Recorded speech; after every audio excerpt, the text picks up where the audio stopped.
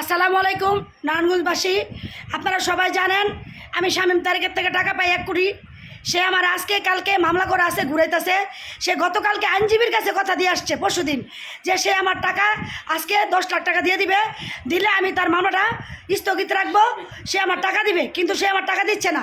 তো আমি আপনাদের দুপুরে থাকতে বলছি, প্রেস ক্লাবে আমি সাংবাদিক সম্মেলন করব, আপনারা সবাই আসবেন। আমি এখন তার বাড়িতে আছি, সবাই জানে টাকার বিষয়টা। তার অফিসের স্টাফরা নিজেরা সাক্ষী, তারা গিয়ে টাকা নিয়ে আসছে, তার ছেলে জানে, তার স্ত্রী জানে, সবাই জানে। আমি তার বাসায় এখন আসি, অবস্থান করতেছি। সে আমার সাথে একটা সমাধান না করা পর্যন্ত আমি তার বাসা থেকে যাব না। আপনারা সাংবাদিকরা এবং আইন আমার লাশ নিয়ে যাবেন এই বাড়ির থেকে, এই পরিবেশ থেকে। এই যে বাড়িতে আমি আসি, আর অফিসের লোক আছে, আর বাড়ি, আর স্ত্রী আছে, ছেলের আছে, সবার সামনে আমি এই যে সবাই সাংবাদিকরা, আপনারা দুপুরবেলা যেহেতু সাংবাদিক সম্মেলন, অনুরোধ জানাচ্ছি কিছু সাংবাদিক এসে তাদের কথা জেনে যাবেন যে আসলে আমি টাকা পাই না পাই।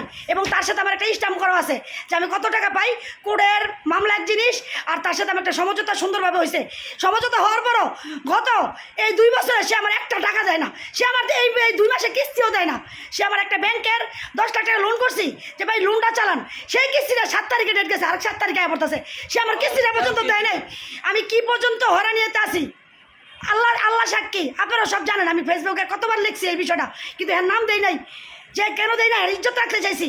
আজকে আর সম্ভব না আমার, দুপুরে যেহেতু সাংবাদিক সম্মেলন, তাহলে আপনারা এই যে আমি অবস্থান করতেছি এখানে, যে পর্যন্ত ওনার সাথে একটা সমাধান না হইব আমার, তাহলে আমি এখান থেকে উঠবো না।